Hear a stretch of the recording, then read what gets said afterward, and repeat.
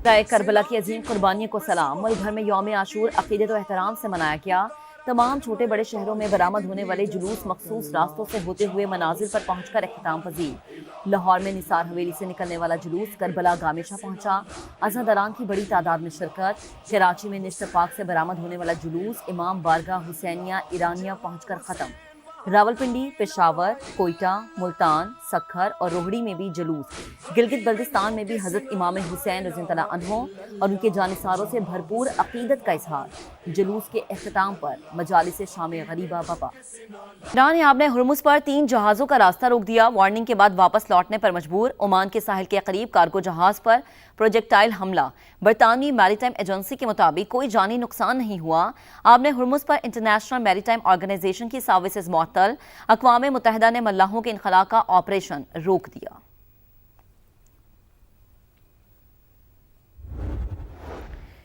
ایران نے آبِ ہرمز سے گزرنے والے جہازوں پر 4 ڈرون داغے۔ کارروائی جنگ بندی معاہدے کی خلاف ورزی ہے، امریکی صدر ٹرمپ کا الزام۔ کہا امریکی فورسز نے 3 ڈرونز مار گرائے، چوتھا کارگو جہاز کے بالائی حصے سے ٹکرایا۔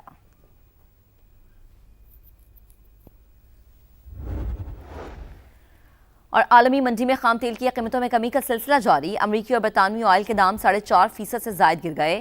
امریکی خام تیل 68.65 فی بیرل پر ٹریڈ۔ برنٹ کروڈ 71.52 کی سطح پر آ گیا۔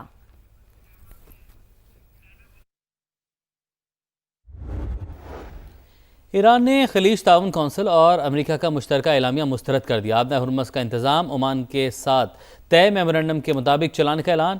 امریکہ کی خطے میں موجودگی عدم تحفظ اور اختلافات کی بنیادی وجہ قرار۔ وزارت خارجہ کی جانب سے جاری بیان میں کہا گیا، استحکام صرف باہمی تعاون سے ہی ممکن ہے۔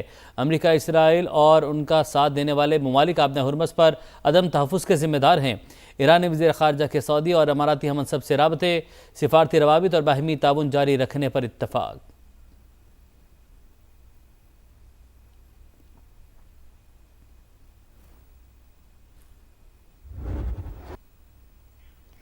ایران جوہری ہتھیار بھول جائے، یہ صلاحیت کبھی حاصل نہیں کرنے دیں گے۔ ٹرمپ کی پھر دھمکی۔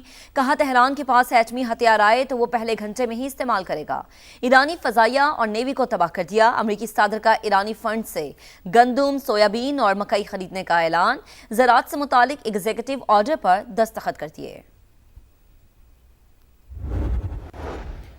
امریکی مصنوعات کی خریداری سے متعلق دعویٰ بے بنیاد ہے۔ ایرانی مذاکراتی ٹیم کے سربراہ باقر کالیباف کا رد عمل۔ کہا جوہری تنصیبات کا معائنہ کروانے کا بھی کوئی ارادہ نہیں۔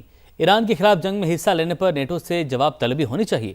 ترجمان خاتم الانبیاء ہیڈ کوارٹرز نے ہمسایہ ممالک کی فضاؤں میں اسرائیلی طیاروں کی موجودگی خطرناک قرار دے دی۔ اسرائیل کو آج لبنان سے نکل جانا چاہیے، ورنہ کل اسے شکست کے بعد واپس جانا پڑے گا۔ قدس فورس کمانڈر اسماعیل کاانی کی وارننگ۔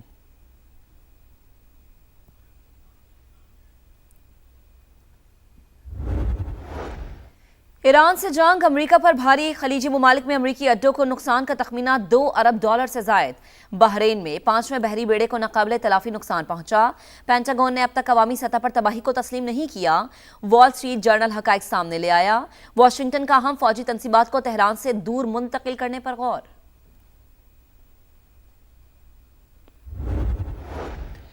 جنوبی لبنان میں اسرائیل کی ریاستی دہشت گردی حزب اللہ کے 7 اہلکاروں کو شہید کرنے کا دعویٰ۔ جھڑپوں میں 4 صہیونی فوجی زخمی۔ امریکہ میں دونوں ممالک کے مذاکرات بند گلی میں داخل۔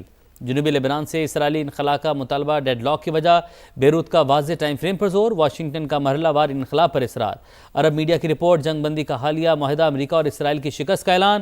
ایران پورے خطے میں قوم ساز قوت کے طور پر ابھرا ہے۔ حزب اللہ سربراہ نعیم قاسم کا یوم عاشور کے جلوس سے خطاب۔ کہا اسرائیل کے پاس جنوبی لبنان سے مکمل انخلاء کے سوا کوئی راستہ نہیں ہے۔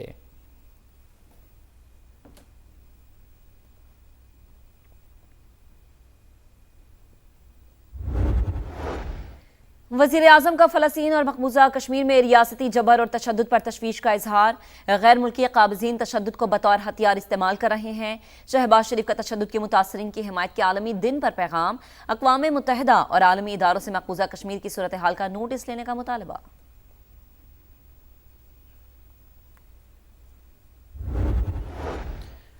پاکستان کی معاونت سے ایرانی عملے کی بحفاظت واپسی کا ایک اور مرحلہ، امریکہ کی جانب سے روکے گئے بحری جہاز سے 22 ایرانی شہری کراچی پہنچ گئے۔ نائب وزیر اعظم اسحاق ڈار کے ایکس پر پیغام تصدیق، لکھا تمام افراد کو ان کے وطن بھجوانے کے لیے انتظامات کیے جا رہے ہیں۔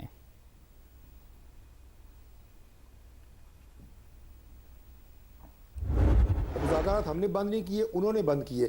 اب انہیں عقل اور فہم کی ضرورت ہے، وہ اس دھرنے کو ختم کریں، وہ جو اس وقت پروسیس چل رہا ہے الیکشن کا اس کا حصہ بنے، اور اس کے بعد جہاں مرضی ڈیبیٹ کر لیں۔ آزاد کشمیر کا معاملہ انتہائی اہم اور نازک ہے، سیاسی بیان بازی نہ کی جائے، کل عدم ایکشن کمیٹی دھرنا ختم کرے، الیکشن کا حصہ بنے اور بات کر لے۔ حکومت کی پیشکش پروگرام میرے سوال میں طارق فضل چودھری نے کہا کوئی بھی حکومت تشدد برداشت نہیں کر سکتی، وفاقی حکومت آزاد کشمیر میں ایمرجنسی کی حمایت نہیں کرے گی، انتخابات میں بھی تاخیر نہیں ہوگی۔ وزیر برائے پارلیمانی امور کی پیٹرولیم قیمتوں میں مزید کمی کی بھی خوشخبری، بولے وزیر اعظم نے عالمی مارکیٹ کے مطابق عوام کو ریلیف دینے کی ہدایت کی ہے۔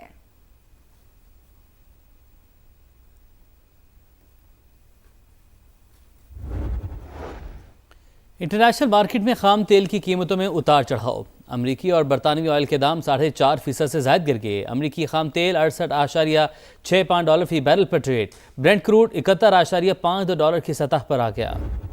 وینزویلا میں تباہ کن زلزلہ، کھنڈرات بنے شہر بربادی کی داستان سنانے لگے، اموات کی تعداد 589 تک پہنچ گئی، ہزاروں زخمی، لاگویرا شہر سب سے زیادہ متاثر، بلند و بالا عمارتیں صفحہ ہستی سے مٹ گئیں، دارالحکومت کراکس میں بھی ہر طرف تباہی، انفراسٹرکچر ناکارہ، اکثر علاقے بجلی سے محروم، انٹرنیٹ سروس میں تعطل، مرکزی ایئرپورٹ بند، ملک بھر میں ایمرجنسی نافذ، امدادی کارروائیاں جاری۔ فلپین کے جزیرے منڈاناؤ میں بھی 6.5 شدت کا زلزلہ، کئی عمارتوں کو نقصان، ہلاکتوں کا امکان۔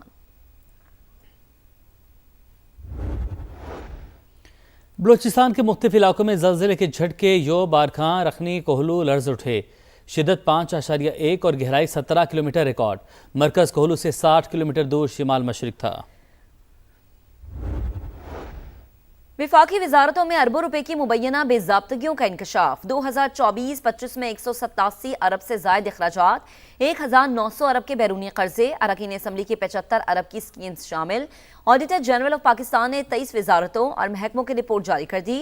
وزارت خارجہ امور میں بھی 9 ارب 61 کروڑ روپے کی مالی بے ضابطگیاں بے نقاب، دستاویز کی سادہ تصدیق کے نام پر 12,000 روپے تک کی وصولیوں کا بھانڈا پھوٹ گیا، کمزور انٹرنل کنٹرول اور ریکارڈ کی عدم دستیابی کی بھی نشاندہی۔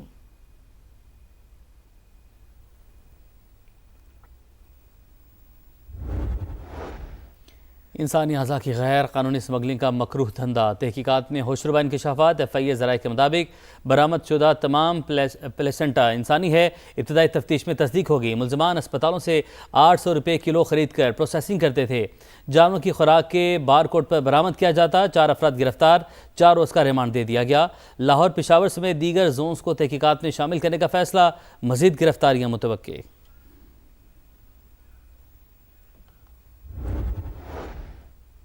بنوں میں نامعلوم افراد کی ایمبولینس پر فائرنگ، 4 افراد جاں بحق، واقعے کی ابتدائی رپورٹ درج، پولیس نے تفتیش شروع کر دی۔ وزیر اعلیٰ KP سہیل آفریدی کا نوٹس، رپورٹ طلب، ذمہ داروں کو قانون کے کٹہرے میں لانے کا اعلان۔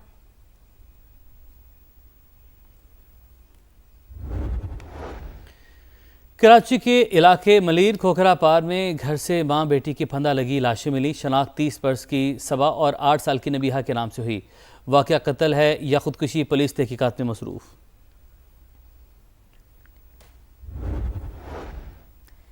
کوٹ ادو میں ظلم کی انتہا، حق مہر کے تنازع پر خاتون سے غیر انسانی سلوک، ملزمان مبینہ تشدد کے بعد جوتے سے پانی پلاتے رہے، ویڈیو بھی بنا لی، مقدمہ درج، پولیس نے ملزم کو گرفتار کر لیا، ساتھیوں کی تلاش میں چھاپے جاری۔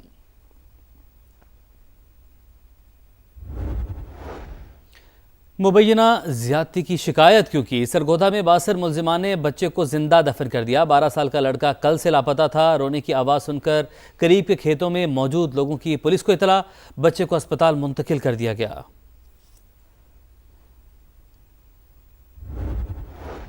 ٹرمپ انتظامیہ ترکی کو 70 کروڑ ڈالر کے جیٹ انجن فروخت کرنے پر تیار، کانگریس کو آگاہ کر دیا گیا، کچھ اراکین کا اعتراض، وائٹ ہاؤس نے تحفظات مسترد کر دیے، امریکی صدر اگلے ماہ نیٹو سمٹ سے پہلے انقرہ کو خیر سگالی پیغام دینے کے خواہش مند۔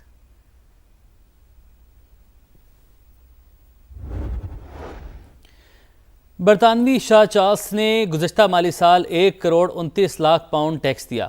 بادشاہ کو شاہی جاگیر سے 25.2 ملین پاؤنڈ آمدن ہوئی۔ پرنس ولیم نے 17 لاکھ پاؤنڈ ٹیکس ادا کیا۔ برطانوی شاہی خاندان نے پہلی بار انکم اور ٹیکس کی تفصیلات جاری کر دیں۔